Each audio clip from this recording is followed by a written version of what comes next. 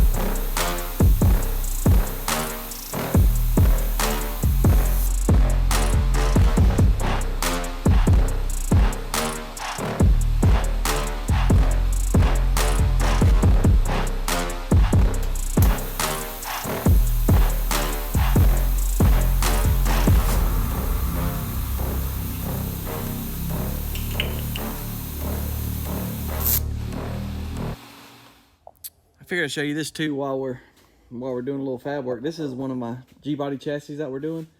Still got to finish the funny car. Still got to finish a few odds and ends on it. But just to kind of show y'all some of the bar work we do. Like I said, I don't buy kits. We build everything. So everything that you see that we do, it's all custom bent.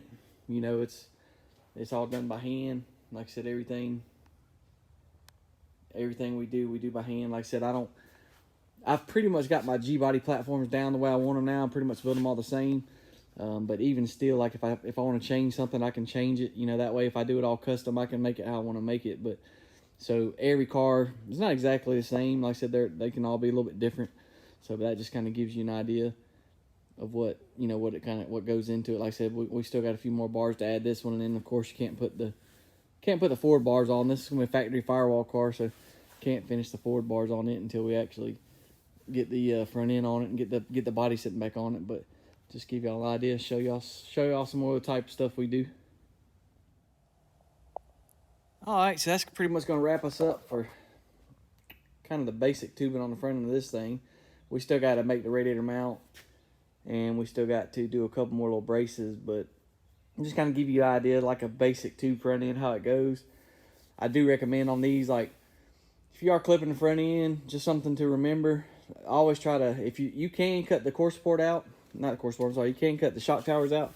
You know, you can cut this whole piece out and run your bar from here, basically, all the way around and get rid of all that weight. You know, if you want to, you know, like I said, on this particular car, we're not, but always, too, try to remember you want to brace this little area pretty well, just because there is a lot of pressure on them strut towers, so you got to keep that in mind. Other than that, like I said, it's pretty straightforward. We'll have to run once we get the front. Just got to decide what front end he's going to put on this car. But once we get the front end kind of picked out, we'll get all that tacked and welded in. And like I said, get the front nose, get it mounting. So we'll wind up probably adding probably 2 or 3 more bars, and that'll kind of finish up the front. And then once we add our mounts for our radiator and everything, but just to kind of give you an idea, you know, what it looks like. And then we'll go in here. We're still going to block this corner off right here. Like I said, you don't have to actually put the piece we cut off, you know, we won't actually put it back on. We will just make us a plate and kind of gusset this side once we get it tied back together, and that'll kind of finish that off. We'll finish capping the edges, but that just kind of gives y'all an idea what it's going to look like. I'll show you some more pictures once we get the front end on it. We'll show some video. I'm just waiting on the front nose to come in on it, but once that comes in, we'll show you that also.